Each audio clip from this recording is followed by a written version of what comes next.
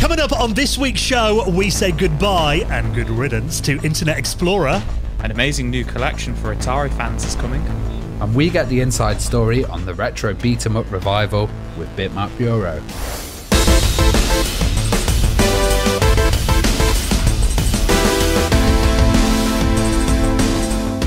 And the Retro Hour podcast is brought to you each and every week with our amazing friends at Bitmap Books. Now, obviously, this week we're talking a lot about side-scrolling beat-em-ups. One of their books you need to check out. It's new from them.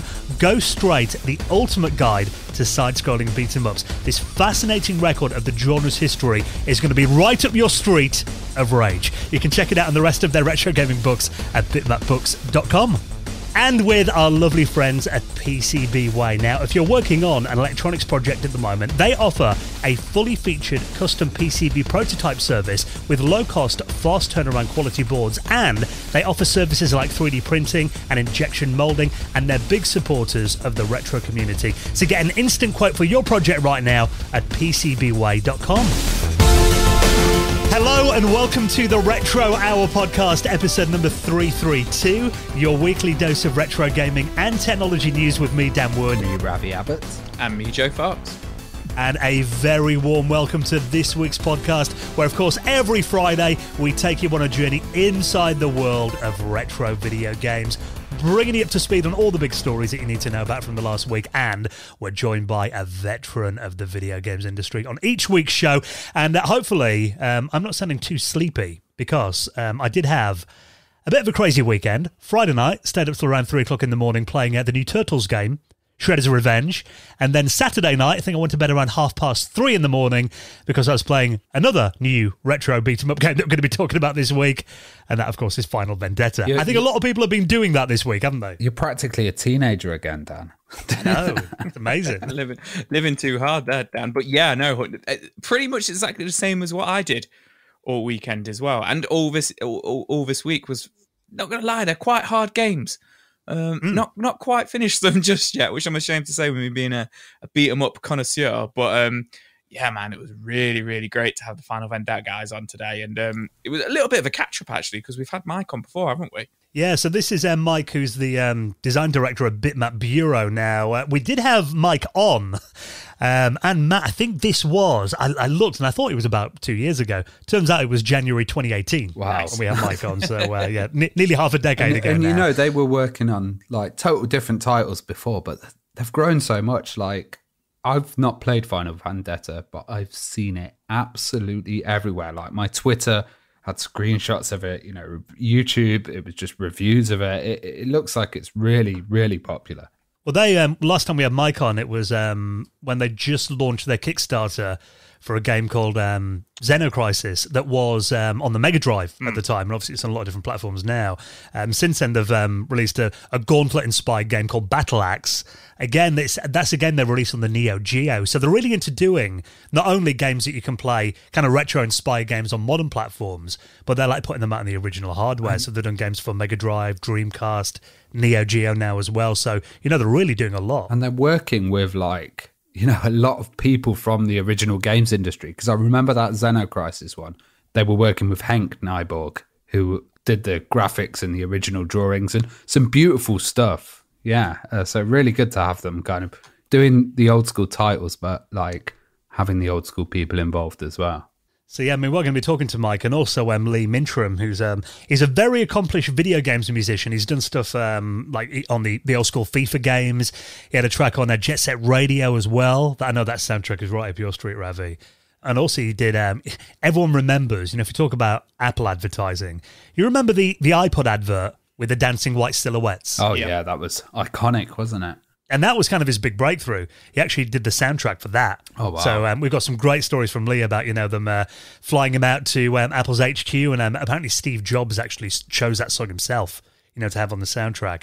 And kind of how he got involved in this project too, because some really interesting stories. But as I said, I mean, the fact that this new game, Final Vendetta, which for people that haven't played it, Joe and I, like I said, we spent a lot of time on it over the last few days. How would you describe it, Joe? It's kind of a love letter to those 90s beat-em-ups, It's a real love letter to... It's a cross between like Streets of Rage 2 and 3 and Final Fight. you know, that's kind of what they were going for. And Mike says, you know, that's what they were going for as well. And I've watched some really great reviews on it. You know, GameSack, who we've had on before, they did a review of it, and I can't remember exactly what he called it, but he said they may as well just called it like Final Vendetta of Rage or something like that, which I thought was really good. But it's a real love letter, but then it's got that really nice Neo Geo style graphics, which they purposely went for. And it just looks like a really nice 32-bit 2D game. But I must admit, it is brutally hard, you know, and we spoke about that as well on the show, but they kind of purposely did that because they wanted it to have that old school retro hardness to it, you know. And me and you, we've not been doing too good on it. I think I got to the 4th boss. I think you did better than me, I think. Yeah, you got to the 2nd level on it, but you know, it's all been done very purposefully. And it's to kind of learn the game because it's a little bit different. You can roll in it, you can dash up and down, you can block, you know, and a lot of these kind of retro games, retro beat 'em ups have those elements, but I've not really played one where it does all of those elements at once, you know. And it was just really great kind of talking about like how there's been a real revival of beat 'em up games, you know, in the last couple of years with Streets of Rage 4 and obviously Shredder's Revenge and stuff like that. So I was right in my element. I really loved it. One thing that stood out for me was the soundtrack. When I saw the trailers, it was absolutely banging. And like, I've got the Streets of Rage soundtrack here on vinyl. Like, I'd love to get this one. It sounds awesome. It is coming on vinyl. And Lee was saying, I don't want to spoil it too much, but you know, he did about 40 tracks for it, you know, and I think 30 of them made it onto the game in the end, which is just really awesome, you know. And we hear all about like how he started out on the Amiga and his love for the Atari ST, or should I say not his love for the Atari ST? Yeah, because Micah, we've got on, is a big Atari ST fan, so there's a little bit of hostility at the start, but we get over that pretty quickly.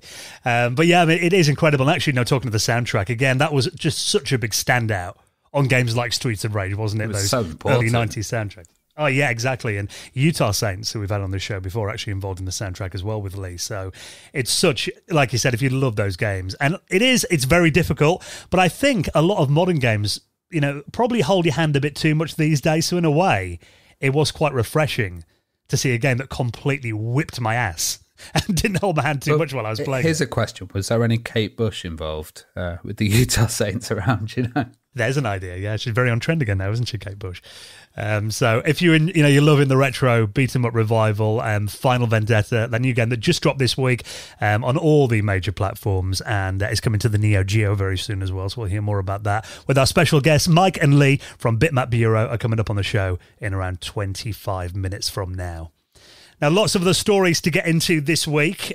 First of all, this is never something that we like to see. You know, a game that's come back from the past and been brought to modern systems, but unfortunately has got a game-breaking bug. And this seems to be something that's happening quite regularly these days.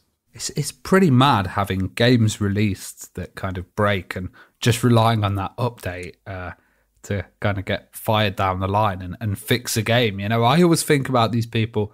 Maybe there's someone out there who isn't connected online and buys the game and then could never get these updates and get the broken version. Well, the game in question is Star Wars Knights of the Old Republic 2, which, I don't know, Joe, have you played Knights of the Old Republic? It was a pretty decent game. I'm ashamed to say I haven't played the Knights of the Old Republic games, and I know there's a lot of hype about these games, and, you know, they're meant to be like quintessential Star Wars games. I've played them very briefly on LAN multiplayer, you know, at like Play Expo.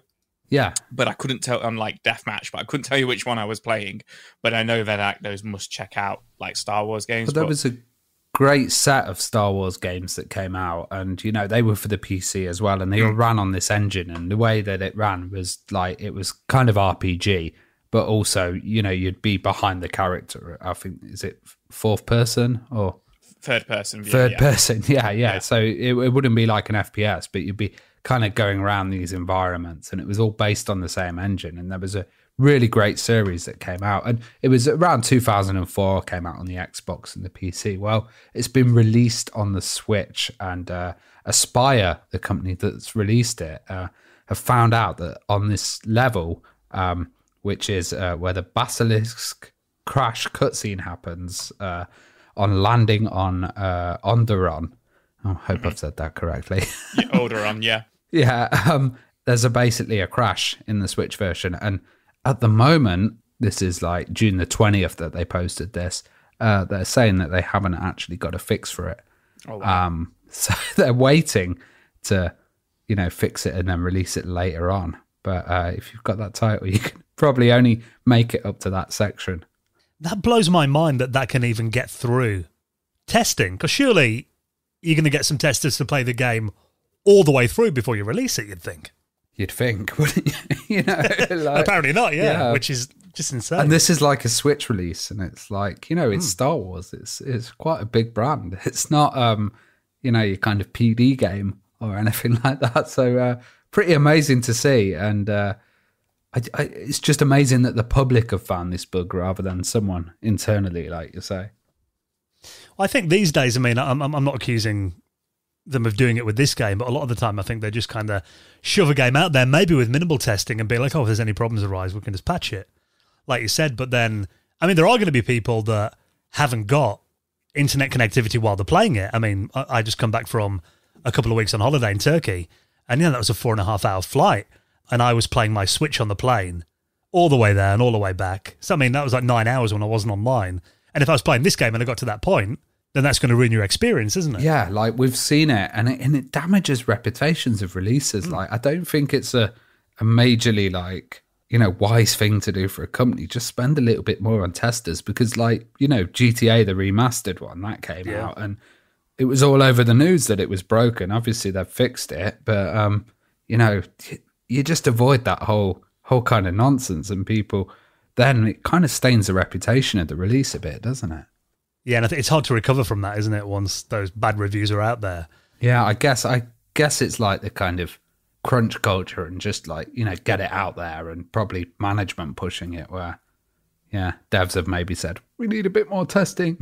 No, release it, we'll just update it, Well, I must admit, I didn't play the original game, but I'm looking at some, there's an article on IGN that actually embeds a side-by-side comparison with the original Xbox and the Switch. Graphics are a little bit sharper, but actually bizarrely, like the Xbox in some places seems to run at a smoother frame rate as well, and actually is a bit ahead of the Switch version of the game, which seems to me like, 20 years later, that's probably not something that should happen. Yeah, you'd think they'd be going for like a remaster, or they'd be going for, like a bit of an improvement on the Switch. But yeah, that's pretty odd. Yeah, but they have said, like you mentioned, Ravi, that they've identified that there is a problem with it in the same. They are going to do a patch. Unfortunately, at the time of recording, isn't available yet. But if you have got that game and you come up against that, hopefully Aspire are going to get that problem sorted out for you soon. Look out for an update coming down. Now, when we talk about Atari over the last couple of years, generally it's because they've done something a little bit insane, you could say. Whether it's starting their own cryptocurrency or building a hotel chain. They've been up to quite a bit of interesting things over the last few years. And then, of course, we had the new Atari console, which I've had in my cupboard for about a year now. I was going to say, it's not got pride of place in your gaming collection, has it? It's his main console. I think I've played it once, I think. Well, I actually did think of bringing it in my studio room I've got here and using it as a PC. Because actually you can run, like Windows 11 on there and stuff. The only thing is it's got a really loud, annoying fan that ramps up every time you move your mouse. So even for that, it's not the best hardware for, any use case where you don't want a fan blaring in your face. But this actually looks like Atari could be doing something that looks pretty decent. Now, this is something that's coming out this summer, a collection of minigames called Atari Mania. And a lot of people are kind of comparing this to a WarioWare mashup of early Atari games. Yeah, I on the Wii, we have like on the Wii U as well, like there's Wii Party and stuff, but there's also like the WarioWare where you're playing different levels of different games. I'm sure there's another one as well, but you play like Nintendo classics, but it's like tiny sections of it. So it'll be like you've got to quickly just complete this section of Donkey Kong, and then you get chucked onto another game and stuff. And I think it's quite a good concept actually, like breaking up the old traditional game. So how are they doing it here? Well, this is going to be a release for the PC initially. It's going to be a collection. Oh, is it coming out? Is it actually coming out of the VCS? It says it. If you go on their official page, it says coming soon to Steam and Atari VCS. There you go. Dust it off, Dan. There's a reason to buy a VCS. So, this is Atari Mania, a collection, the promising, of more than 150 mini-games that's coming out. And it's going to be, like you said, the small bits of games. I mean, there is an announcement trailer that shows you a bit of the footage. It's only about a minute long, but you can see stuff in there like there's Yar's Revenge, a little bit of Breakout in there as well, Adventure, all kind of in, modern, updated, pixelated retro graphics style. Yeah, it looks very indie gamey, doesn't it? It's like indie game kind of chunky pixel versions of the games. Yeah, it's kind of a mashup of all those classic games as well. I mean, they mentioned here in the article on Polygon that, in one section of it, it looks like you use a pong paddle to fight off the bugs from Centipede. Oh, nice. So, yeah, it's kind of, mashing up all of these classic games, more than 150 of them, micro games are calling them actually, in this collection. So I think it's an interesting way to kind of repurpose and present these games again for a different audience. Because, I mean, we've talked about it a lot. I mean, it does get to a stage where even someone like me who, the Atari VCS, have got one, but I'm not really that into its catalogue. It hasn't really got much nostalgia for me, and it was a bit before my time. And the games are very simplistic these days. But I think it is something that even though I'm not a huge fan of those games, I've got them on so many different systems. Whether it be, compilations that I've just acquired over the years. And it gets to a stage where you don't want to buy the same thing over and over again. So I think having something like this, it kind of presents it in a new format, is definitely a good thing. And it's quite innovative because, so like last week, we were talking about this kind of, you're a caretaker of an arcade and it's haunted and you've kind of got to keep going. This one, you're a caretaker of the Atari Vault. And it's like a storehouse of all the classic games, and then one night a dead pixel appears, and soon enough all heck breaks loose. So I think this job of being a caretaker of an arcade or something, it's a pretty good job, man. If there's any going, I'd love to have it. Sounds terrifying. Sounds exciting, yeah. I think they're missing a trick with it. Maybe it will do eventually, but I think they're missing a trick with it not coming to the Switch. Like, it seems perfect for the Switch. Yeah, definitely. But they're opting for the VCS instead, keeping it in house. And I'm looking at the comments on the video on Atari's official YouTube channel, and they are saying they're hoping that they're going to get this out on PS5 and Switch as well. So it could be something that comes later down the line by the looks of it. So is this going to be the VCS's killer app then? I guess it's not if it's coming out on the Switch. Yeah, it's not exclusive. So. Yeah, so it's it is cool to see Atari finally doing something that I think people are interested in. It's something different and looking at the comments, people seem to be quite hyped for it as well. So it's nice to see them doing something that we'd expect Atari to do, not setting up hotels. So if you want to check out the trailer, I'll link it up in our show notes at theretrohour.com. Now, of course, it does seem like this retro FPS revival continues, and also the trend of finding prototype games that never were for the Game Boy Advance. I think we've mentioned one every show now for the last 3 or 4 weeks. Yeah. But this one is an unreleased Quake prototype that's been discovered for the GBA. It looks very cool. I mean, it comes from Forest of Illusion, who I think we mention every week at the moment as well. They're finding all these games and restoring them and dumping them and uploading them and stuff like that. But I think it looks really cool. So yeah, Quake on the Game Boy Advance, which was developed right at the back end of the Game Boy Advance, apparently, but obviously never came out. But it's by Randy Linden. Yeah, we've had him on the show. We've had him on, haven't we? Obviously, the creator of Bleem, and then also did the SNES port of Doom as well. So I guess this is quite familiar territory for him, because obviously the Game Boy Advance, I mean, I'm obviously no programmer or anything like that, but it was always kind of seen as a portable SNES. So I guess, and obviously Quake and Doom aren't a million miles away from each other. So I guess it kind of made sense for them to try and put Quake on the Game Boy Advance. But interestingly, this version of it that they've got a hold of, it doesn't actually have any of the assets from Quake. He completely built it from the ground up, apparently. Obviously we don't know what the story is. It never came out. But it's pretty impressive that it's on the GBA. So MVG has done a really good video of it that I checked out. And Randy's an insane programmer. He's the kind of guy that does the impossible. He did Bleem, which was the emulator for Dreamcast, which did PlayStation stuff. So the way that this works is, Quake, the source code's been kind of released the same as Doom. And lots of people modify it and stuff, and it's like Doom. It's like a virus. It goes onto loads of systems. Yeah. What the way that it works is it's been done in assembly code, assembler, and very much like the Tomb Raider port that we saw. It stores RAM in all the different places very intelligently. All the different places on the Game Boy Advance, usually like external RAM, virtual RAM, stuff like that. And he's worked out a way of storing all the 3D processing in this RAM and like the 3D tables. So it basically runs kind of well on the Game Boy, like the best you can get. I think it looks really nice. Yeah. If watching the video, there's a video of it that'll embed that's on Nintendo Live. The frame rate looks really smooth. Yeah. Mind-blowingly so for the Game Boy Advance. Yeah, definitely. And you think how kind of small and like limited it was, and it's a good achievement. Like I'd be impressed with seeing Doom running, but Quake, it's like, my God. Doom did come out on the GBA, I must say.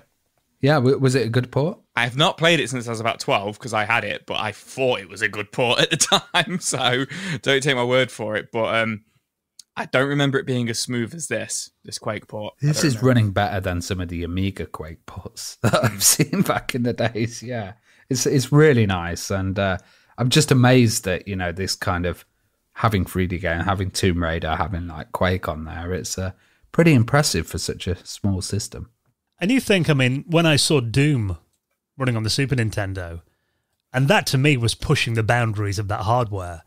And Quake, I mean, you kind of mentioned that it's not too dissimilar to Doom, Joe, but I remember a lot of people that would be kind of the instigator for them to move from a 486 PC to a Pentium. Yeah. Because you needed that extra grunt. And then when those, initial 3D graphics cards or the 3D accelerators came along, stuff like the Voodoo cards and stuff, that would be a reason that people would go out and they'd spend like, $200 or $300, £400 on an accelerator board just to play Quake. Because it was, I played the original quite recently on the Pentium 1, and you've got stuff in there like, even the fact that you can look up and you can see the sky kind of rolling by. Yeah, and there's like slopes, and there's like everything's textured, there's not a section that's missing it, and it's got like dynamic lighting and particles and stuff like that. It's very impressive. Yeah. Yes, I mean, it might not look like much today, but I think coming from those huge jumps between Wolfenstein 3D, Doom, and Quake, they felt like different generations, really, didn't they? So the fact that it is running at all, I mean, I know this is not really a port of Quake, it's more like a reinterpretation of it. But even in this demo, you can watch like 3 minutes of footage on YouTube, or I'll embed MVG's link as well. If you want to hear a bit more about it. But yeah, you've got all those slopes in there and, jumping and stuff like that, which was very difficult to do. I think sometimes we forget just kind of what technical achievements they were back then. So the fact that this runs even at all on a Game Boy Advance, which, as you said, in terms of hardware, not a million miles from a Super Nintendo, I think it's just jaw-dropping. Yeah, and like I think every piece of work that I've seen from Randy is like just mind-bending. Like this just adds to it, Yes, if you want to check out that video, I'll put MVG's video and also the little 3-minute gameplay footage, and also the download link.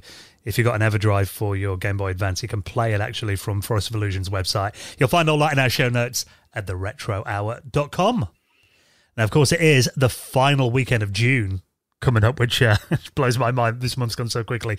But it is our favourite weekend of the month because something big coming up on Sunday evening. Joe, you know what weekend it is? There's a couple of things coming up. It is the Patrons Hangout. There you go. You can record that as well. You can use it like you do the the Hall of Fame. But the jingle, is it? Yeah, it's the Patrons Hangout this Sunday. Which will be 8 till 10, won't it? Where we'll be talking all things retro, talking all things what we've bought in the last month as well. But as well as that, we're also going to be doing our next episode of the Retro Hour After Hours, aren't we? Where I think we're going to be covering the retro years 1989. We're going to do. Wow. 89, what a year. I know, what a year. It was the year, Handsome Joe was born. So, it was the month and year he was born. There you go. So that's why. So modest as well. So yeah, I know. So humble. So that's why we're going to be covering that. But obviously, the reason we do all these things is really to keep the show independent and keep the running of the show, and obviously to kind of say thank you for all the patrons who allow that to kind of happen, isn't it?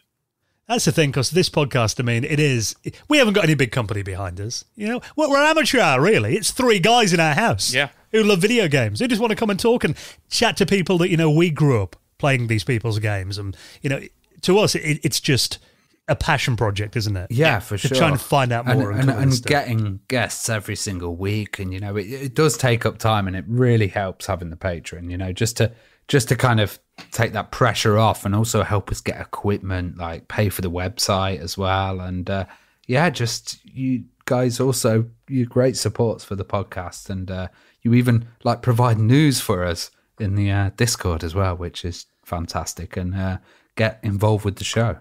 Yeah, so we love our community. And if you'd like to join it as well, I mean, you know, for a couple of pounds, couple of euros, couple of dollars a month, that's all it takes. You can join our community as well. Support the show. Think of it as a little tip jar if you enjoy what we do. And of course, for backing us on Patreon, you will find your place in the most prestigious high score table in the world of retro gaming, and that is Hall of Fame, the Retro Hour Hall of Fame. And a big thank you to our latest supporters. That is Joe Douglas, Ricky Sickenger, and Aidan Holmes, who all backed us on Patreon. We massively appreciate your support. And if you'd like to find your place in the Hall of Fame and back us on Patreon, you'll find all the details at theretrohour.com.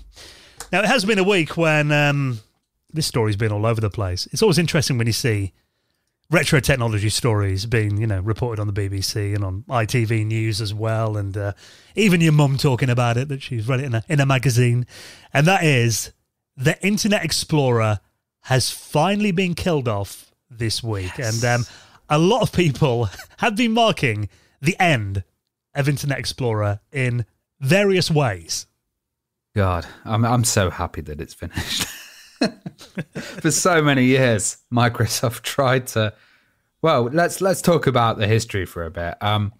So Internet Explorer was the first kind of browser that was added to an operating system, and that caused a massive monopoly court case with Microsoft years ago, because Netscape Navigator was out, Mosaic was out as well, and they basically killed the whole kind of model. Like, Netscape Navigator was paid for as well, but by adding Internet Explorer in with the operating system Windows, it ended up becoming a monopoly, because, you know, that was the default. People would just use that straight away. And it did kill the model of Netscape Navigator, which eventually turned into Mozilla. And then that became Firefox. But Internet Explorer, I used it. It helped me get into the internet.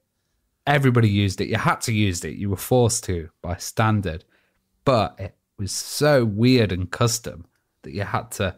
I was a web coder, and you had to create specific rules for Internet Explorer so that it would display in that way. And it was interesting. It was that whole kind of Windows and MSM network and all becoming part of it, you know. And Internet Explorer for years was the default, and then it ended up kind of trying to be hidden by Microsoft. So even if you got the latest operating system, you'd have Edge, and you'd have Internet Explorer like hidden somewhere in the system as well. And they always tried to kind of change it because it got such a bad reputation over time.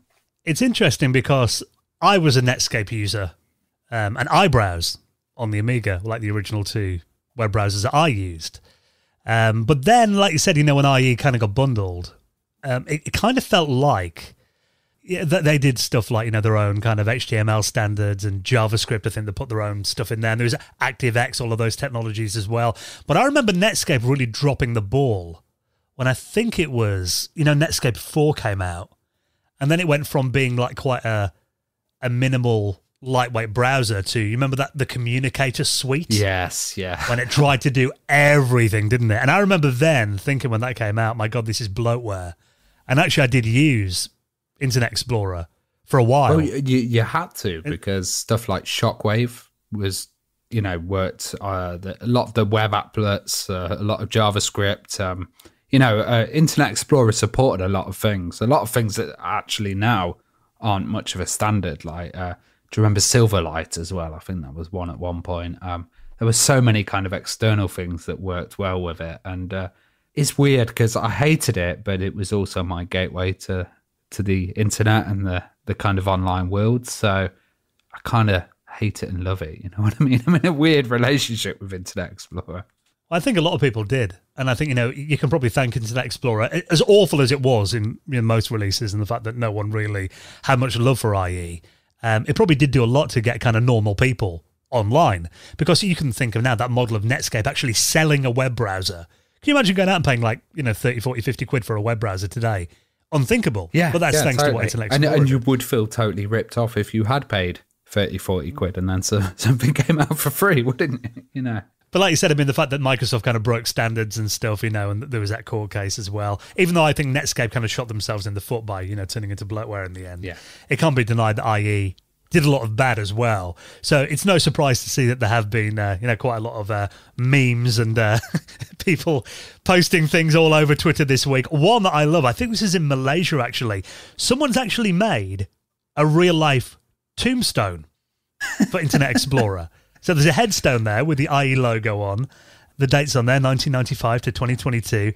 And the inscription at the bottom says, "He was a good tool to download other browsers," which I think was really all anyone used Internet Explorer for the last 20 years or so, wasn't it? Yeah. There was a kind of use of that. But yeah, like I said, stuff like Real Player and stuff, it really did open up the world. And if you're a Mac user, I guess you were totally on Safari or something then. Well, no, Internet Explorer was the default was browser that still on the Mac as well. God, yeah. It was, yeah. Well, when Microsoft did that big investment in Apple, you remember in the late 90s? Oh, yeah. 97, that was the announcement that IE I didn't was the use default a Mac bundle browser. till later on. I do remember now you mentioned that there was an Internet Explorer on Mac. God, and it was terrible. Took over the world, didn't it? That is the only time I've ever seen Steve Jobs get booed on stage. So, I'll put that video, if I can find it on YouTube, in our show notes as well. One thing that I thought was interesting is there is an official Microsoft Edge Twitter account. And did you see their tribute to Internet Explorer last week? Yeah, that was really weird. I saw it and it was like, wait a minute, they've got Internet Explorer on a CRT monitor, but also on what looks like an Amiga 1000. With the badges removed. And it's like, yeah, that was never on the Amiga 1000 ever. You know what, though? Because that image, now, this has been all over Twitter. Yeah, this is on Microsoft Edge's official account. It says, to our predecessor, you helped the world explore the internet along with every facet of life. Now it's time to surf the big web in the sky. And there is a picture of the IE icon, full screen, on what appears to be an Amiga 1000. And as you can imagine, the Amiga fans found this. All the replies, if you go through, there's hundreds of them, just ripping into Microsoft for this. And I've actually seen that image of the Amiga 1000 before. I think it's on something like ThinkStock or iStock. If you search for retro PC, that image comes up. So what I think's happened here is there's probably some 19, 20-year-old who works at Microsoft who does graphic design for them. They've probably just done that, gone on ThinkStock and gone old computer, found that not knowing what it was, and just kind of put that logo on the screen. That's what I suspect. I think it's a nice way to market, something completely wrong and broken at the very end, kind of adds to the legacy. It's at least they're still messing it up. Yeah, so that's got the more, I think, attention than anything else, actually having that running on an Amiga screen. I don't think the tweet would have blown up quite as well as it did, so maybe it was intentional. You never know. But there you go. So Internet Explorer officially is no more, although I can't remember the last time I actually opened IE, probably around 12, 13 years ago. This is my prediction. In a year, people are going to be walking around in Primark in Internet Explorer tops and tracksuits, and I'm sure they're going to use the brand and the logo for a long time, and it will become a fashion icon. If Stranger Things makes it to 1995, that's when Internet Explorer will be cool again. You just watch. So there you go. If you want to read more about the memories of Internet Explorer, a couple of cool videos have come out this week as well, so I'll show a few of those in our show notes at theretrohour.com. Right, we'll wake Joe up now from being too much computer nerdy talk for him. I've been awake. Now, this is one more story we'll squeeze in before we get into our chat this week. Kind of follows on quite nicely from the episode we did recently with Randy Breen, where we're talking about Fade to Black, which was a successor to one of my all-time favourite games, Flashback, that came out on PS1 and the PC back in the mid-90s. Quite weirdly, as soon as that episode dropped, this totally went under the radar for me. And actually, bizarrely, I thought this would have been bigger news than it turns out to be. So I don't know about you guys, I haven't seen this anywhere, but this was actually announced last week, and there's a little teaser video as well, that Flashback 2, a sequel from long-established French studio Microids, is apparently going to be coming out a little bit later on this year, and that is to mark the 30th anniversary of Flashback 2. Now, it did say that this announcement was originally kind of mentioned or rumoured back in 2021. When I heard that, I thought, did we talk about this on the podcast or not? But I don't remember ever chatting about this. But there is a short 58-second trailer that they've uploaded to YouTube that kind of gives us a little glimpse into the sequel to Flashback. Now, this one looks a lot more in the vein of the original game than something like Fade to Black that was a 3D game. Yeah, you're the big in-house Flashback fan, aren't you? What do you think of this? And like, I've noticed there's different sections in it. So there's like driving sections and zip lines and all kinds of stuff in this trailer. It looks interesting. What do you think, Dan and Joe? I don't know if did you guys ever play Flashback originally? Yeah, I've played Flashback for the Mega Drive, and then I have actually played Fade to Black for the PS1 as well. I could have sworn there was about 10 years ago, or maybe not that long ago, there was an updated version of Flashback for like Xbox. Yeah, or the something. HD remaster. Yeah, and it was terrible. Well, yeah, I was going to say, I dreadful. remember playing that one. I don't remember it being very good. But I've always enjoyed these games. You know, I don't know the style of the game, but you know, the Prince of Persia and Another World and all that kind of stuff. I've always really enjoyed these kind of games, but I don't know if they've kind of captured that from looking at the trailer. I mean, like you say, it's only a 58-second trailer. I don't know if they've captured that feel as well. It looks a little bit, and it's going to sound really stupid, but it looks a little bit too smooth for Flashback. You know, these kind of games, I always associate them with being quite slow and methodical, and you have to really think about. Essentially, I kind of play them as like a puzzler, if that makes sense. Like, you know, like Abe's Odyssey and stuff. Like, okay, you're going to take 3 steps forward, then you're going to duck, and then you're going to jump, and then you're going to shoot, and then you're going to roll. Like, I really like that methodical kind of ness of them. Whereas this, I don't know, like I say, it's a 58-second trailer. And in the trailer, you can't actually see the gameplay perfectly because it's all kind of like being projected out of like a device, isn't it? Like, the holocube. Yeah, the holocube. And it just looks a little bit too fast and smooth for me for Flashback. But I don't know, you know, I've not played the game. You know, I obviously none of us have played the game yet. I don't have a feel for it yet. But that's my concern about it. But, you know, what do you think, Dan? You're the big Flashback. I agree. I mean, I think this looks like a very pacey, side-scrolling action shooter game, doesn't it? But the original Flashback, you're right, there's a lot of puzzle elements in there. The fact that you've got to find, you know, keys for switches, and there's a lot of that kind of meticulous timing that you've got to do. You know, you might throw a rock to activate a switch, and then an enemy would turn away, and you've got a time, you know, getting your gun out and rolling down and standing up and shooting them. Yeah. At the right time. And so there was a lot of that in the original game. Yeah, it does look, I mean, like I said, there's only less than a minute of footage here, but there's not much pausing in here. You know, just feel like he's just going through just legging it and kind of blasting everything in sight. Yeah. So, yeah, it's interesting. It kind of makes me wonder as well where, like, Fade to Black, you know, now appears in the timeline, whether they're just going to kind of forget that kind of element of the story and this is just going to be a sequel to the first game. But apparently Paul Quissett, who was, you know, the original creator of Flashback, is involved in this as well. Wasn't there, in in terms of the story? Wasn't there like an element? I remember where you had to chuck stones at things and stuff. Yeah, you would to open doors and generally to activate things. Weirdly, it's not the only Flashback thing I've seen this week. I mean, talking about, you know, again, Game Boy Advance footage. I was watching a video the other day that an unreleased version of Flashback that was going to come out on the Game Boy Advance in around 2002. That look very similar to the original, only really colourful.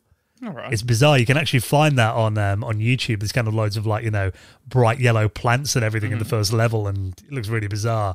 But it just kind of feel like, Flashback, really a franchise that, apart from that dreadful 2013 re-release, has kind of been dormant since the mid-90s. So it just kind of feel like it's the right time to kind of maybe do a proper sequel to it. But again, it's just a game that's very much, like I said, there's a lot goes into it. It's not just a typical kind of blast everything on the screen kind of game. So I hope, having Paul involved, I mean, the guy who made the game originally, you think that he would understand the atmosphere and logistics of what goes into a good Flashback game. And a French company as well. kind of sticking to its roots. They're missing a trick here, not calling it flashbacked though.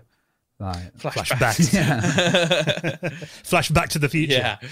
Yeah, interesting. So, I mean, again, I love that game, so it is something I'll be checking out, absolutely. Hoping it doesn't disappoint like, the Flashback remake that we got in 2013. Maybe it means that fans can just completely forget that ever happened if this new version's good. So we'll keep an eye on that. It's meant to be out in winter this year, so hopefully not too long to wait.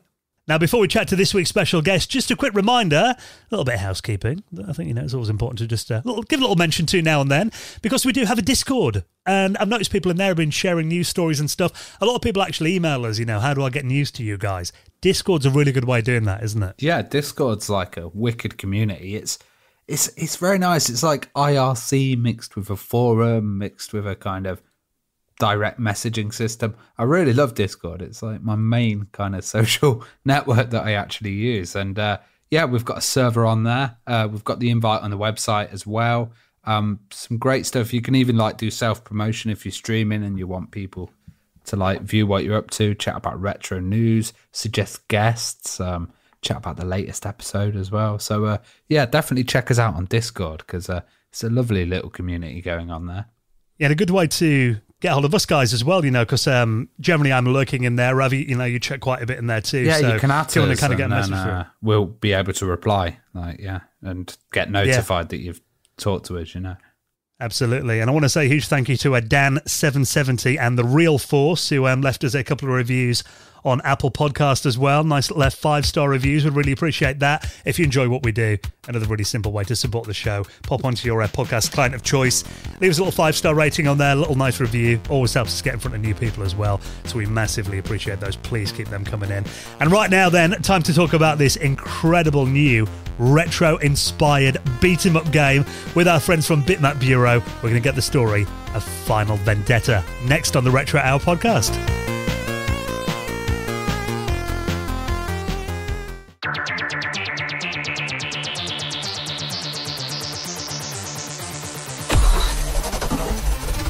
You're listening to the Retro Hour podcast, and it is time for the main event then, when we welcome on our very special guest. And actually, really timely, because everyone's been talking about this incredible new retro-style beat-em-up game from our friends at Bitmap Bureau, Final Vendetta. So thought we'd get the team on, some of the team at least, to give us a bit of an insight into what goes into making a modern retro-inspired beat-em-up game, and a bit of a catch-up as well. So let's welcome on Mike Tucker and Lee Mintram. How you doing, Mike? Hey guys, I'm good. Great to be back. Yeah, it's been a hectic few days, but I'm fine, thanks. Yeah, it's been a few years since we last spoke, so yeah, thanks for having us back. Yeah, because you are the design director at Bitmap Bureau, and we actually had you on. We thought it was maybe 18 months ago. January 2018. Yeah. Last time we had you on this podcast, which is insane that it's over 4 years ago now. That's mad. Yeah, it's like when you're making a game, a couple of years just flies by. But since then we did Battle Axe, and of course Xeno Crisis went really well for us, and we've expanded the studio since then. And we thought we'd have a go at making a beat 'em up for a bit of fun. And we're joined by Lee Mintram as well. Now, Lee, I know you're a long-time friend of the podcast. We've been talking for many years. I am, yes. And a very accomplished video game musician as well. So I'm looking forward to finding out a bit about what goes into, making audio for these kind of games. So it's nice to have you on, Lee. That's great. Yeah, thanks for having us on, guys. I really appreciate it. So let's start with a bit of a catch-up then, Mike. I mean, like you said, you're working on Xeno Crisis last time we talked. I think the Kickstarter had just launched, and then you kind of, were promoting it as a new Mega Drive game as well. So in that kind of 4.5 years, I mean, how Bitmap Bureau kind of got on then? Have you kind of grown in size? How the project's been going? And kind of what have you been up to then in the last, nearly half a decade since we spoke? Well, we've been very busy with various projects, really. But yeah, Xeno Crisis went down really well. And my colleague, Matt, he's been busy porting it to various platforms, including the Neo Geo systems, the Dreamcast, of course. And after that, we thought we'd continue to work with Henk Nieborg, the amazing pixel artist from the Amiga days. And he had a project called Battle Axe that he wanted to make. So we thought that let's team up again, and we had a Kickstarter for that went very well, and managed to publish that through Numbskull Games, and we're looking to bring that to Neo Geo as well. It's quite a demanding title technically, so it's going to take us a while, but in the meantime, we've been making this beat 'em up called Final Vendetta, which is also targeting the AGO, but modern platforms as well. And yeah, the studio's been doing great. We've expanded quite considerably. I think we're up to about 8 full-time staff now, and we work with various other artists around the world, and Lee down the road.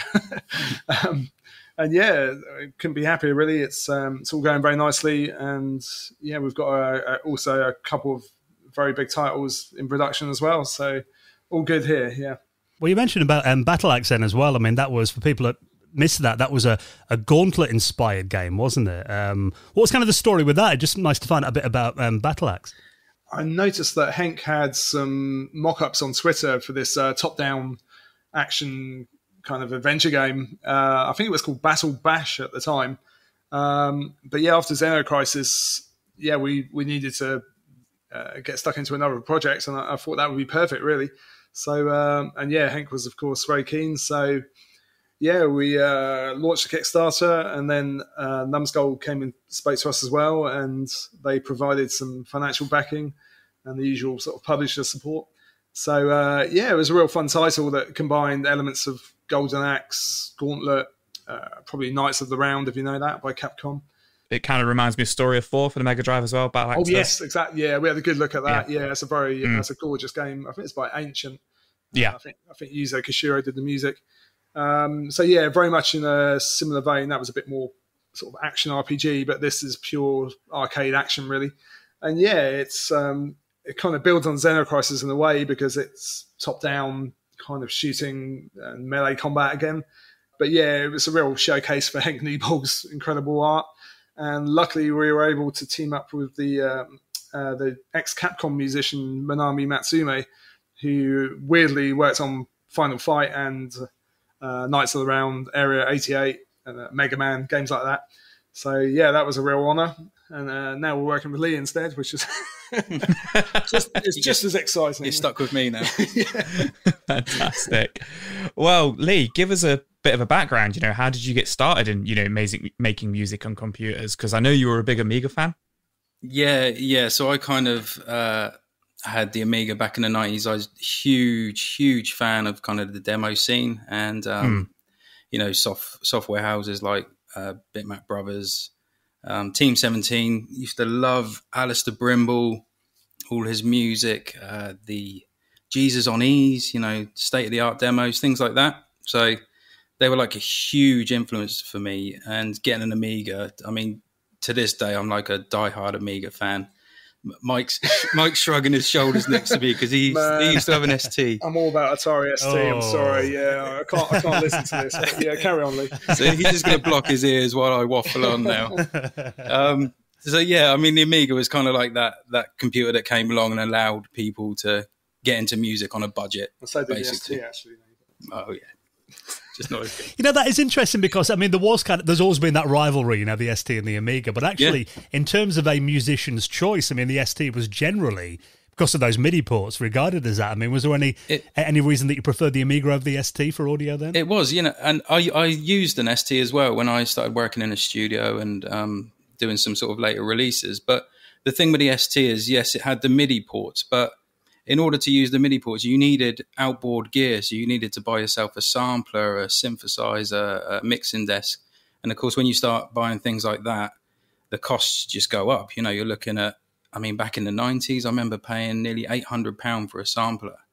So, with an Amiga, I mean, my Amiga, I ended up getting a reconditioned one for £200. So for £200, I could sample. I had 4 channels of audio that I could work with. I could sequence. And, for a 13, 14-year-old kid, buying a huge studio with a sampler and a synth is just, you can't do it. So that's why I kind of always favored the Amiga, because you could just write music in the box. It was a really creative computer. When you look at things like Apple and computers now, they're geared at sort of the industry, the creative industry. And the Amiga was kind of doing that years and years ago. It was the video toaster, all the graphics cards and the things you could do with it was just like amazing.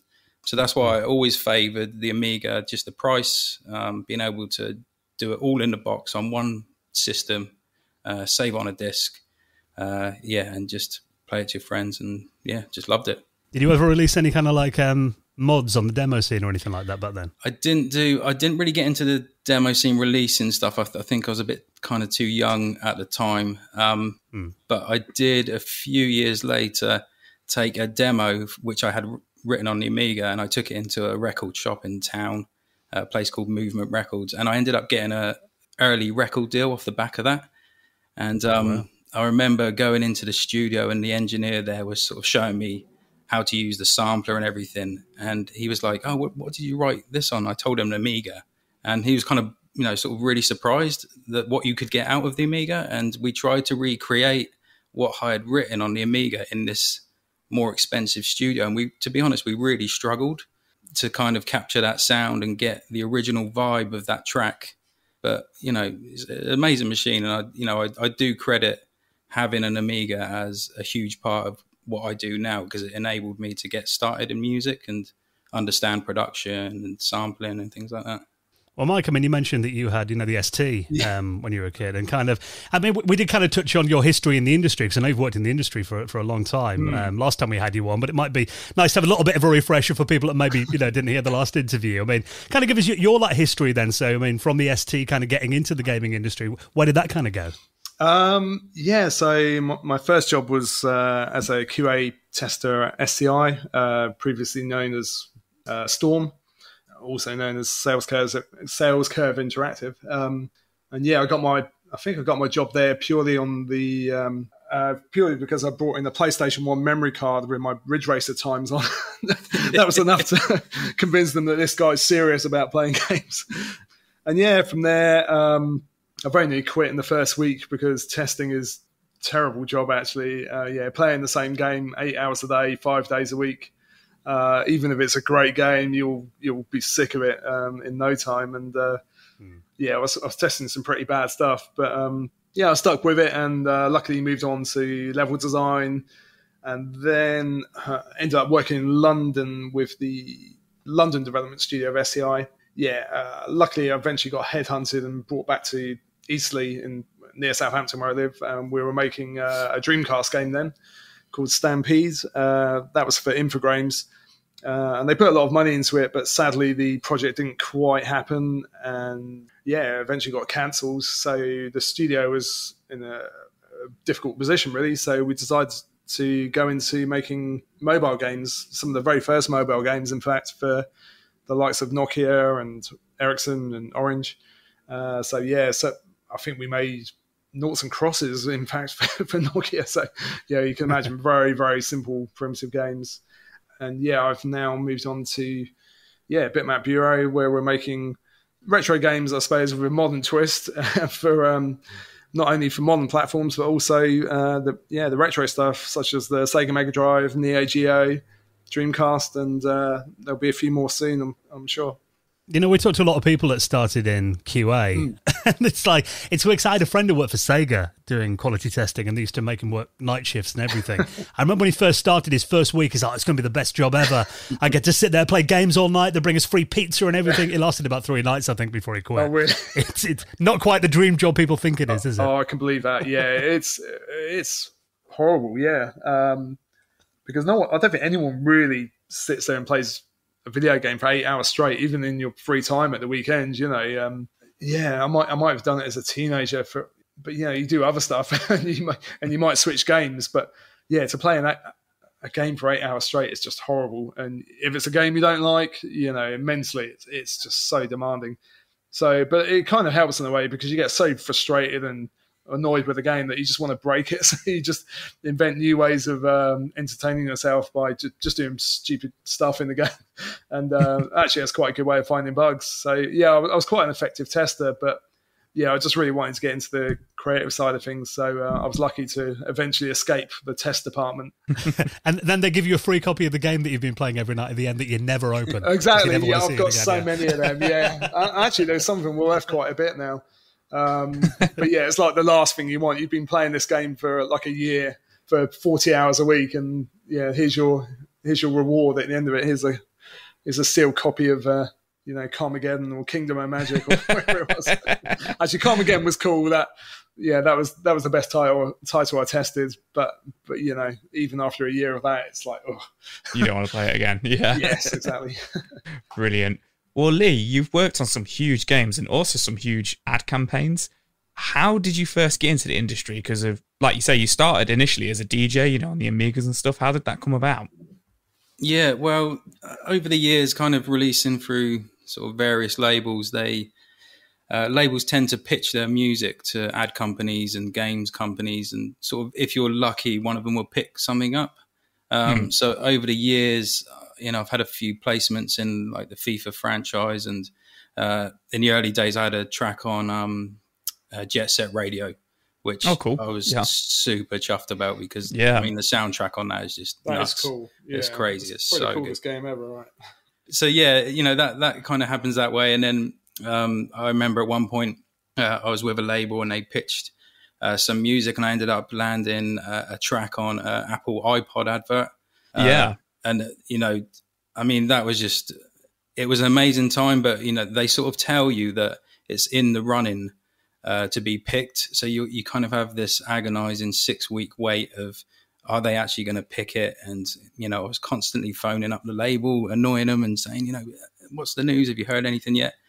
And in the end, I think I kind of got down to the last two, and it was me and a Timbaland track of all people. If you remember Timbaland and Missy Elliott. Yeah. So it was between me and him. And the story is, I don't know if this is true, but I'm going to believe it's true because it's a cool story, that Steve Jobs himself picked my track, and that's what they told me at the label. So I'm gonna go with that story and believe it and hope that it was true, because that's pretty cool. I can just imagine him now, like, tell him Steve Jobs picked it. That'll keep him quiet. That will stop him calling every day. Get rid of him. I'm joking. That's awesome. Yeah, in the end, they used my track, and then all of a sudden it was like, I think it was the second or third iPod. I don't know if you remember the iPod adverts where they were like completely sort of silhouettes, wasn't it? Yeah, silhouettes with the colours. Yeah, they were iconic, weren't they? Yeah. So yeah, it was really cool, and then it was a worldwide advert, so it was sort of played all over the world. And I did this really silly thing. So I'd actually sampled. This is quite a long story, but I sampled a band for this track. And we were a bit cheeky and we released it before. And then, of course, Apple picked it up. So then we had to go and tell the band that we'd sampled them. And, of course, then they were like, well, we want so-and-so %. Otherwise, we're not going to let you have it. So we ended up giving away quite a bit of the royalties and everything. But because it was sampled, I then they flew me out to LA and to re-record parts for the track. And I kind of went into the studio, and All Saints were in there, and Madonna was coming in next week. And during breaks of doing this re-recording, we would get on these bikes and we would ride around the beach, and it was just nuts. It was a crazy experience.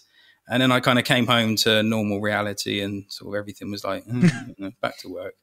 And then a few weeks later, it started appearing on the TV, and I remember watching the Brit Awards. And it came on in the adverts, and sort of seeing it on TV, and a track that I'd written at home, sat in my mum's house in the back room. On the Amiga? Not on the Amiga, no. Not on the Amiga. on a proper studio by that point. Yeah, it's just like an amazing experience, and something that's really cool, and kind of like a special sort of time that I look back fondly of. So yeah, that was cool. Because, you talk about those Apple commercials, the silhouette ones, and to me, they're probably the most iconic Apple commercials and the one that everyone remembers. And that kind of was around the time when the iPod became a bit of a cultural phenomenon, didn't it? It really felt like you got to that third or fourth gen of the iPod. Yeah. That's when mainstream people adopted it, and it suddenly changed the world.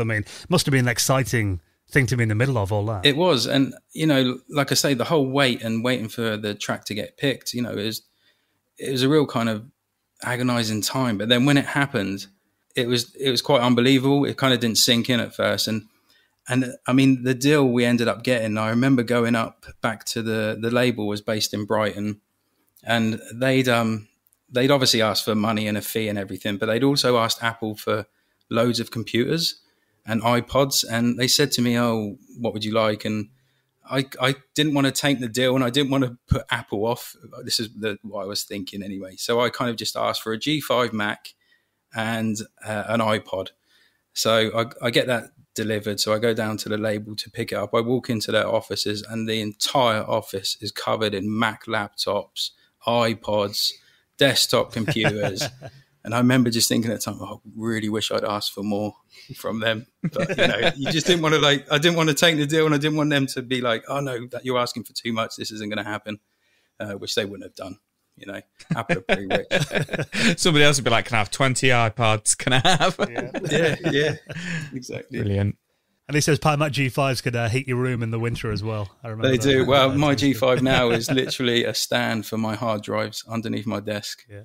And I just can't bring myself to get rid of it because of the memories from it and that experience. So it's just going to constantly stay under my desk now. And Mike, I mean, you mentioned before about, porting Xenocrisis to the Neo Geo. And I mean, we've talked about the Neo Geo quite a bit on this podcast in the past. I mean, to me, when I was at school, the Neo Geo was always kind of this mythical system that, like, a friend's cousin had one somewhere. Never got to play one. I read about them in magazines and everything. I mean, what kind of attracted you to porting it to the Neo Geo then? And what's kind of the story with doing that in the process?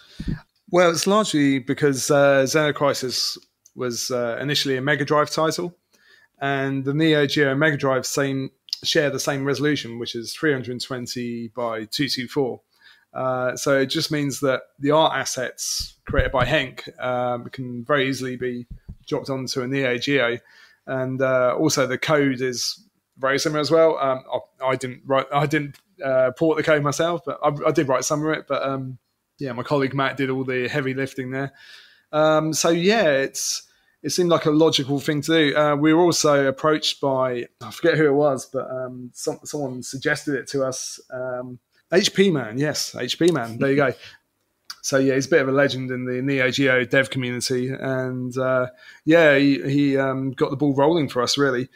But beyond that, the Neo Geo is just an amazing system. It's a real 2D powerhouse, similar to the Saturn really, but.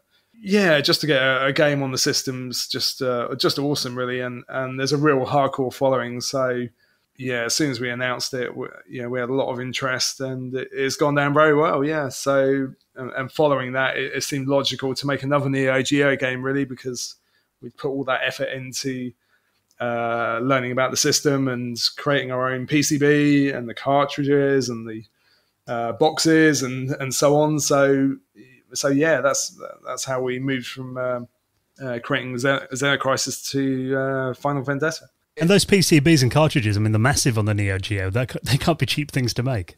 No, we've spent, I guess, tens of thousands really developing our own PCBs and perfecting the molds for the cases and the boxes. It's not for the faint-hearted, and I can see why there's very few people doing it.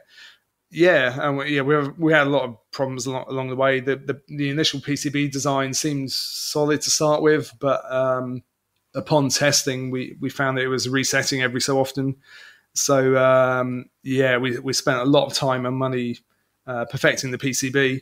And even on launch, there were a couple of issues that were noticed on particular versions of the MVS system.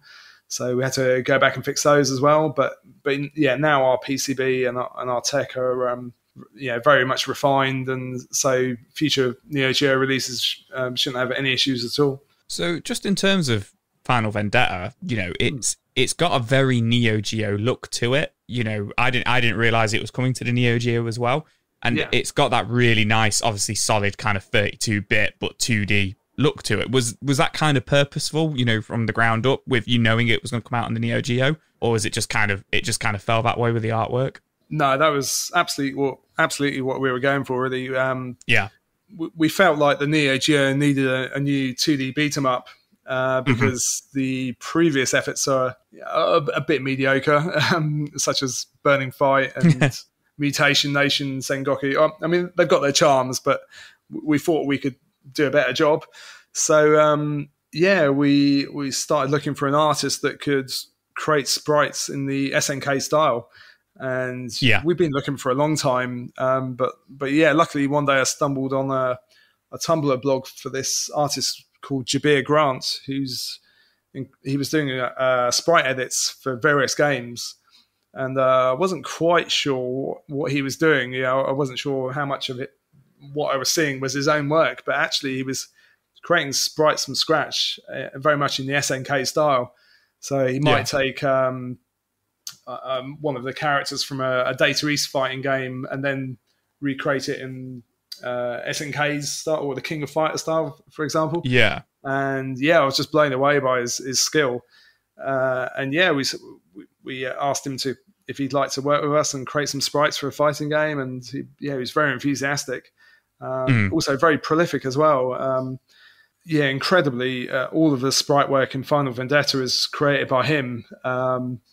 He's created all of the characters, thousands of frames of animation.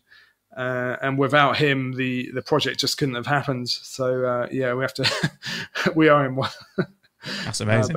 But yeah, he's an amazing sprite artist, and just some people just have a real knack for it.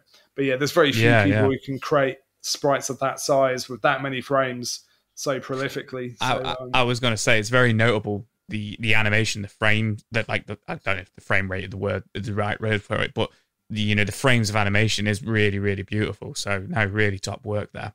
Yeah, I mean, we tried to surpass Capcom and Streets of Rage 2 and 3. I mean, they were limited by memory, of course, to some extent.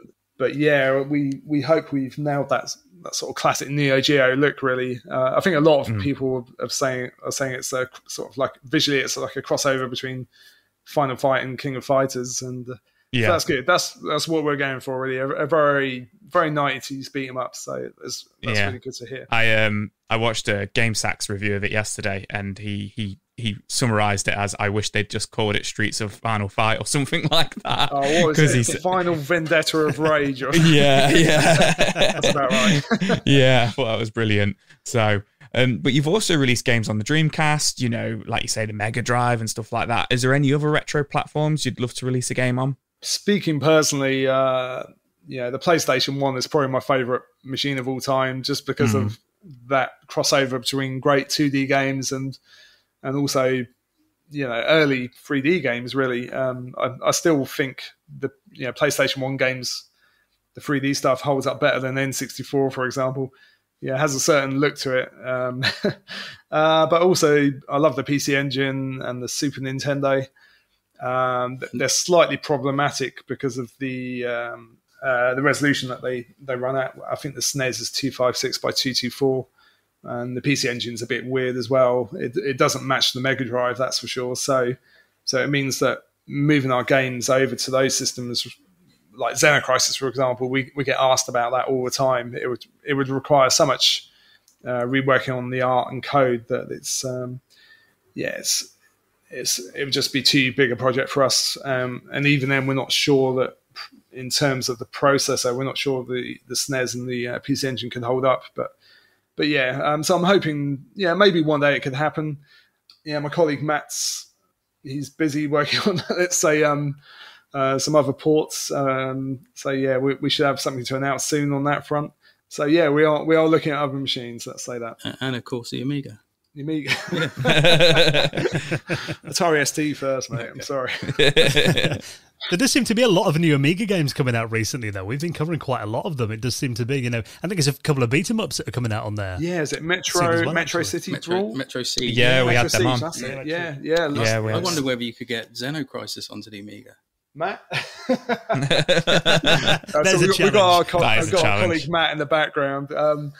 Well, they share the same processor, don't they? The Motorola 68000 and the same screen resolution. I think the biggest issue is the memory, which is squeezing all the graphics into the Amiga's memory. So I don't know. It would certainly be a challenge, but I think given Henk's link with the Amiga, I think it would be perfectly suited to it if it could happen. But not easy undertakings, but maybe one day we'll see. I think Matt could do it in an afternoon. Oh, Matt, get on it now. He's already Before we started finish this interview. He's in the way. Well, Lee, I mean, how did you get involved with Bitmap Bureau then? So you mentioned that you're just down the road. I mean, what's kind of your background with meeting these guys and getting involved in the project? Yeah, so that was kind of totally random. My wife actually rented an office next door to them, and she sort of came home one day and was like, "Oh, there's these guys next door, these nerds next door. They make, I think she said at the time they make games for mobile phones, because she didn't really know any, wasn't too aware of what they were doing." And then one day, my wife said to me, "Oh, can Matt and Mike come down and listen to a vinyl that they've just pressed up?" And this turned out to be the Xenocrisis vinyl, and they just got the test presses back, which is where they send you an early copy to make sure it plays okay and everything's fine. And of course, they didn't have a turntable or a record player, so they came down to the studio and had a listen to it, and we sort of got chatting. And I started going on about the Amiga again to Mike and just chatting about like what we sort of grew up with games wise, and just seemed to sort of get on. And I mean, at the time, I remember Michael, Matt saying, "Oh, we were thinking of starting a beat 'em up and we should get you to do the music." And kind of at the time I thought, "Oh, yeah, that's, just say that sort of thing," but it probably wouldn't happen. And then I think it was only a few months later when you sort of made a start on it, and they were like, "Yeah, come and do the soundtrack." So I was like super excited about that and was like, "Yeah, I'm definitely up for that." So I kind of made a start on that before seeing any artwork, which was a bit of a mistake, because I kind of got a bit too enthusiastic about the whole project and just started writing music from the off. But as you kind of start getting the artwork in and you see the game develop, you realize that certain tracks don't really work or don't feel right with the levels. So I kind of scrapped a lot of the first rough ideas that I made. I mean, at home now, the soundtrack is 30 tracks. And then if you buy the Super Collector's Edition, there's another 4 bonus tracks. And then at home, I've probably got another 15 tracks. So there was a lot of music written for the game, which was good because it enabled us to pick the best tracks out of the bunch. But yeah, we kind of started that, and then sort of in between working on that, they started Battle Axe, and the guys asked me if I'd like to do the sound effects for that, which I'd never done before. And I just sort of said, "Yep, I'll do that." And then was like, "How do I do this?" And just sort of watched some videos. And I've been writing music for a long time, and I'm familiar with audio, but doing a certain job for a certain game, and something that I've never done before, I was a bit kind of, "Oh, can I do that?" But I think it turned out all right. And the guys were happy with the sounds. And then I jumped back into Vendetta, carried on with the soundtrack, did the sound effects for that as well. And ever since then, they can't get rid of me. And I just come up to their office every day and bug them. You're not even on the payroll. You just turn up. Yeah. I just turn up. And so if there's any games that come out late and don't meet schedules, that's because of me hanging around and stopping them working. Fantastic. Was there any games you kind of looked back to, like obviously Streets of Rage has got such an iconic soundtrack to it? Was there any kind of, like, when you were doing these soundtracks, did you go and study a lot of these games, or were you a big fan of these games as a child and you just thought, "You know what, I know exactly what I'm doing here"? Yeah, hugely. So obviously Streets of Rage 2's the kind of blueprint for this type game. So yeah, I mean, when I heard that, around the sort of Amiga days as well, those soundtracks were just huge for me. And it was a massive influence. And also later games like the Wipeout soundtrack, going back to Jet Set Radio, that was a huge influence as well. I really liked soundtracks that really had their own character. And in my words, don't sound video game-ish, which is what I mean by that. Is that a word? Yeah, I don't know. What I mean is kind of your traditional kind of synth leads and melodies and everything. Whereas when Streets of Rage came along and Streets of Rage 2, it was like the music that was in the clubs and what was on the radio, but in chip form. And that was like, mind blowing at the time. And then of course the evolution of that, you start getting into Wipeout, and when they start licensing real music, sorry, I don't mean real music as in, to disrespect video game music, because that's not what I mean by that, but just licensing tracks from current artists. And you know, like with Jet Set Radio, that was a soundtrack that it was obviously really inspired by the kind of big beat era, the kind of Norman Cooks, the Chemical Brothers. I mean, when I listen to that soundtrack, I can totally hear that influence all over that. So I really liked when that evolution of video game soundtracks kind of crossed over and started to really experiment and in my eyes get more interesting. So yeah, I took influence from all of those soundtracks. I think, what was the other one? Rez is a good one. Rez has got Rez, Street Fighter 3. Oh yeah. Was it for? Yeah, that was really went for it with that soundtrack. Yeah, real departure from Street Fighter 2 and Street Fighter Alpha. Yeah, much more. I mean, you got hip hop, jungle. That's it. Yeah, that's it. That's all you need. Yeah, that's it. But I mean, also for me personally, because we were making a game that was nostalgic, it was all set in the 90s. It was UK. For me, it was really important to embrace that era. So in my mind, I kind of set boundaries of like, okay, I want music to be, I want the years of sort of 1992 up to 1998 to be really big influence for me. And the music that was big in that era was kind of like, you know, jungle, drum and bass, big beat, breakbeat, hip hop, house, techno. Hold on, where's the happy hardcore? We didn't put happy hardcore. We didn't put happy hardcore. No, we got some Gabba. Your bunkers CDs. DLC happy hardcore. Okay. What else do we have? Gabba in there, and I just wanted to kind of embrace that kind of decade of music, and I thought, you know, this is the perfect opportunity to get that in. It would add to the kind of nostalgic feel and the authenticity, you know, just the overall feel of the game. It would work really well with it. Well, all of these games, you know, have got like a backstory, you know, much of which we didn't really pay much attention to as kids, but it's always in there. I mean, this game being like a love letter to those 90s side-scrolling beat-em-ups, Mike. I mean, tell us a bit about Final Vendetta's story then. When is it set? Where is it set? And who are the characters then in the game? Oh, man.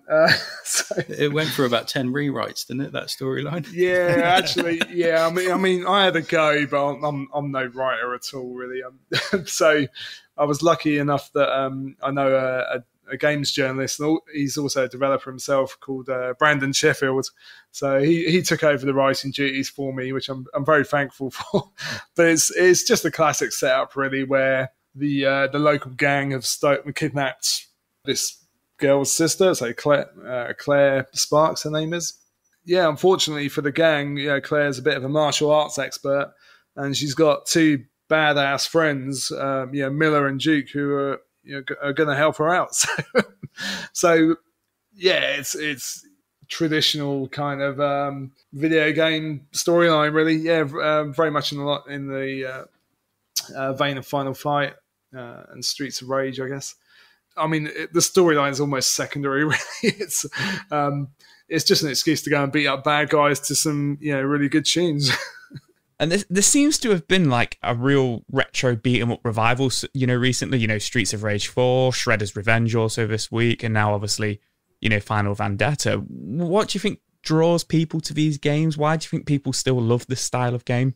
Yeah, they sort of went off the radar for a long time, really, and yeah, it was largely Streets of Rage 4 that's brought them back into the limelight. I mean, I think they disappeared largely because of Street Fighter 2. I mean, Capcom were very much focused on scrolling beat-em-ups for most of the 90s, along with Konami and Sega. But yeah, when Street Fighter 2 dropped, there was a massive gold rush almost towards versus fighters. Yeah, that's why there's a dearth of beat-em-ups on Neo Geo as well. So I think Dotemu, they're very savvy. They know a good license when they see one, and they realised that I think there was a big gap in the market for a great beat 'em up. So they brought back the Streets of Rage franchise, and and everyone's like, actually, beat 'em ups are pretty cool, and we want more of them. So I think this year alone, there's something like 22 beat 'em ups coming out, or something crazy like that. Oh wow! So yeah, 21 of them are the Turtles compilation coming out at the end of the year. But it's really cool to be part of this renaissance. And yeah, I've just avoided playing any other beat 'em ups. Really, I've tried to just go in my own direction. It's very much a love letter to Final Fight and Streets of Rage, but with some extra touches, which I hope fans of the genre will find interesting. But yeah, I think great games are timeless, really. So, I've played Streets of Rage 1 and 2 with my daughter and Golden Axe, and we have a great time with them. And these games are, 25, 30 years old now. Yeah. I think it goes for any genre, whether it's a Metroidvania or a puzzle game, a shoot 'em up. Great game mechanics. They don't need to be transferred to 3D and ultra high production values. There's still a real demand for great 2D games. I think there always will be. And actually, the beat 'em up, for me, it doesn't work in 3D. A few people have attempted it, but yeah, it's just one of those genres, along with probably the Metroidvania, which just functions better in 2D. 100%. And those two genres are probably two of my favorite genres of all time. So I love it whenever these games come out. And, you mentioned there playing it with your daughter. Our next question was, how important is to you to keep these games multiplayer? Because it's not something you really see couch co-op anymore. Yeah, I mean, I think beat 'em ups, probably of all genres, they're just so much fun with someone else sat next to you. And we did look at the potential of a 3 or 4 player, but given the size of the sprites, it was just unfeasible, really. It was just too busy. But yeah, I mean, a great 2-player beat 'em up, they just work well. Like I said, Streets of Rage 1 and 2 still stand up now. Alien Storm, Golden Axe. So it's just one of those genres which lends itself to being played with a friend, and if you're lucky enough to have someone around to play with, it just enhances the experience. Well, Lee, I mean, kind of getting back to the soundtrack, I know you're friends with dance music legends, the Utah Saints, who, thanks to you, we had on the podcast actually a couple of years ago. You hooked us up with that very kindly. And they've obviously been ingrained in the technology and, video game scene for a good couple of decades now as well. I mean, what's kind of your relationship with them, and how did you hook up with them originally? And are they involved in this project? Have you roped them into it? Yes. Basically, when I was DJing sort of in my earlier days, we used to get Tim to come to Southampton and play in a place called Orange Rooms, and he would sort of come every other Friday and play some gigs. So I kind of got to know him there, and that was a bit strange because, like, as a kid, I would go in and buy their records. I remember going into Woolworths when I was like 12 or 13 and picking up their first sort of releases, and then how many years later I'm there DJing alongside him, and it was just a bit of wow, that's crazy. But the thing is with Tim and Jez, they're like, I mean, to this day, they're probably two of the nicest people I've met in the music industry. They're just so down to earth. The stuff they've done in the beginning was, as far as I'm concerned, real pioneering. And, they were kind of with the sort of leaders of the electronic kind of movement that did really well in the charts. People like them and KLF. And a few others were kind of like the people that I always remember sort of pushing dance music to the masses and getting on top of the pops, but their music was still really good. Did they use an Atari ST? They used an Atari ST. They did use an Atari ST. Clear that up. Yeah.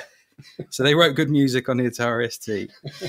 And so I kind of got to know them through then. And as my DJ career sort of grew, they would book me for shows, and then I ended up playing Beat Herder Festival, which is a festival that they sort of put together the stage up there for one of the stages, a stage called The Ring, and I remember playing a few times for them alongside people like DJ Hype and High Contrast, all these really cool artists, and they would always just give me like amazing time slots and just be like super nice.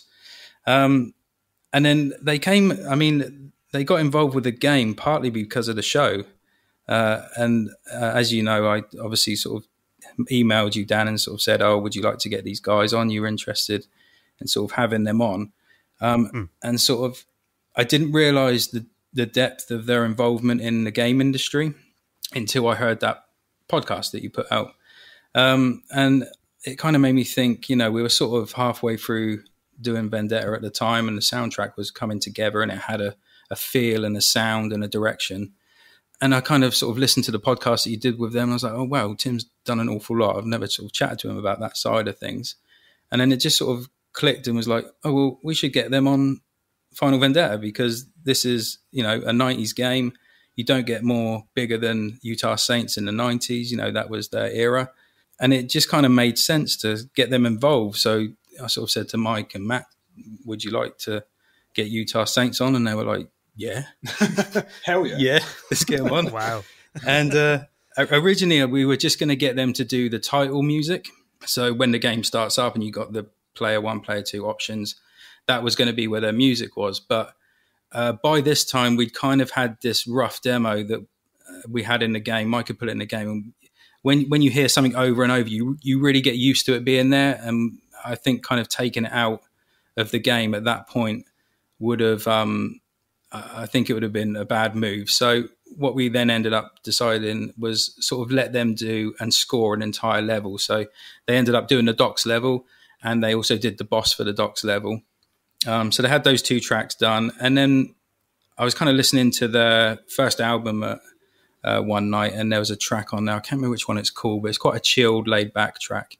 And I just remember thinking, oh, that would be really good for the end of the game, the end credits. So I sort of said to Tim, do you want to do another track? Can you do something like you did with this track you did on your first album? So they wrote that. And then we were kind of like, okay, well, let's get them to do one more. And they can then become more of a feature of the game rather than having just 1 or 2 tracks. They can sort of be, sort of have a bigger percentage of the soundtrack, and it would be more of a feature and more of a special appearance type thing. So they ended up doing the 4 tracks for the game. And then we also, I got a track from Crafty Cuts, who's a DJ that's been going for years, and he donated a track for the bonus level. And it kind of went from there. And it just kind of fitted the whole feel of the game, and having their name on there, just, it brings back a lot of memories and a lot of nostalgia for people. So yeah, it just worked really well, I think. Yeah, and I think the soundtrack complements the gameplay and the era so well. Are you releasing is the soundtrack available separately from the game then? Well, you can get it. You can get it on the special edition and the collector's. It's the collector's edition and the super limited edition. Yeah, so they come with the CD, but it will be appearing on streaming sites hopefully within the next week, and then we are looking at putting it out on vinyl in a few months' time. So, Mike, the game obviously came out over the weekend. What's the initial reaction been like? Actually, surprisingly good. I get really nervous whenever I release a game, because I spend generally about 2 years on the game, and you put it out there and you just hope that some people will find enjoyment in it. So yeah, I was quite surprised actually. I usually expect the worst and hope for the best, but we had really good feedback. I think the classic beat 'em up fans, they just love it and they totally get it. There's been quite a few people who find the game just too hard, and yeah, I totally understand that. It's a game that you have to learn. It's something of a thinking person's beat 'em up, I would say. So I've tried to make it a bit more intelligent than Final Fight and Streets of Rage. You have to very carefully plan your attacks and your movements. So yeah, it will, when you go in straight away cold, it will probably catch you by surprise.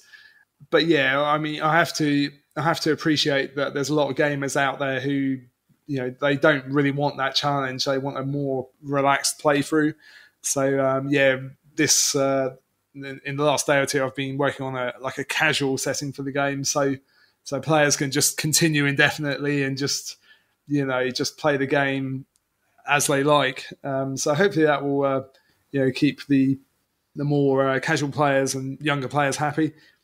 But yeah, we've been really blown away. Obviously, we've I don't know. Some people would say unfortunate, but I would say fortunate enough to launch alongside Shredder's Revenge, which certainly wasn't planned on our side. And I think if anything, I don't know. It seems weird that they launched the day before us.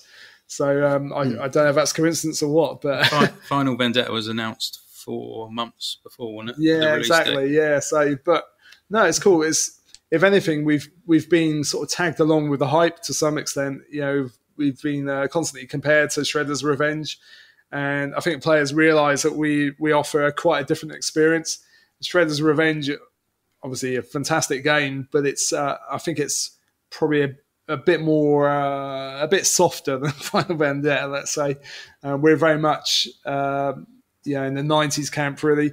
Yeah, it takes its inspiration from Final Fight and Streets of Rage, and Shredder's Revenge is more weapon-based combat. So yeah, I think we're two quite different camps, really. But it's nice to be compared to it, and we've had a lot of nice comments saying, actually, yeah, I really get what you guys are doing with Final Vendetta. So it's gone surprisingly well, and Twitter and Twitch and YouTube has just been crazy over the last few days. I've barely had time to do any real work. I've just been replying to people on social media and getting involved with Twitch streams and all sorts, really. I think that timing of coming out alongside Shredder's Revenge, as accidental as it was, I think, in the amount of people I've seen on Twitter, and, we've been tagged in lots from our listeners as well. And Joe and I did it as well. We both had like a retro beat-em-up weekend. Yeah. I stayed up on Friday night playing Shredder's Revenge, Saturday night playing Final Vendetta. So I think a lot of people, it looks like, did that over the weekend. So the timing probably worked out well. I was literally playing Final Vendetta, lying on the couch, playing it on Switch while my wife watched RuPaul's Drag Race last night. And then we went on Shredder's Revenge together. And I was like, oh, God, this feels so much different now. She went, what, in a bad way? Like, as if, like, she thought I preferred Final Vendetta. And I was like, no, they feel like, even though they're both beat-em-ups, they feel completely different. Like, no offense to Shredder's Revenge, because I'm enjoying that game as well. But I didn't have to think when I was playing that. I was just playing it. Like, whereas Final Vendetta, really got to think about it. Yeah. Yeah, that's good. And I've really, like I said earlier, I've avoided playing the likes of Streets of Rage 4 and other modern beat-em-ups like Fight and Rage. I understand it's a great game as well, but yeah, I do that deliberately to just try and formulate my own sort of take on the genre. And yeah, I think a lot of players really enjoy and get what we're doing. And of course, with it being a Neo Geo title, it has to have a certain feel to it, I think, and a certain level of difficulty. And yeah, I think we've pulled that off. And the comparisons with Shredder's Revenge are usually quite flattering, yeah. Well, the game is out there now, obviously available on all the major platforms, and it's incredible to see that it's doing so well. I know that Mikey probably still on a total high, like you said, and kind of, just catching up on everything. But have you got plans for your next game then? I mean, what's kind of in the pipeline for Bitmap Bureau? Oh, yeah. Yeah, I mean, things don't stop here, really. You kind of, even before I've finished Final Vendetta, I've been working on our next title, which is absolutely huge. And we've been approached by a great publisher to create a game. How much can I say, Lee? Not much. A game. I think you can tell us everything, personally. Give me a few drinks and we'll talk about it. No, what can I say? It's a game based on a big. I don't know if you can say that. No, I can't you can't say that. That's it. It's going to be a big game. A game based on a big. There you go. Oh, wow. A big what? I'll leave that to your imagination. No, it's really exciting for us and a real honour to be involved with this project. And yeah, it brings with it a lot of pressure, but also potential. And yeah, it's right up our street. And again, Lee's working with us. He's writing the music for this game, which again you can't talk about, but it's a dream come true for me. So it's going to be a big game and a big game for Bitmap Bureau, I think. So. Yeah. Wonderful, guys. Well, we'll have to get you back on when you can talk about it to tell us more when you can. But in the meantime, I mean, everyone needs to go and play Final Vendetta, if they haven't bought it yet. Perfect for the weekend to play. So obviously I'll link up all the details in our show notes as well. It's always a pleasure to catch up with you guys. So thank you so much for coming on and sharing a few of your stories about the game. Nice one. Yeah, thanks for having us. Yeah, thanks for having us, guys.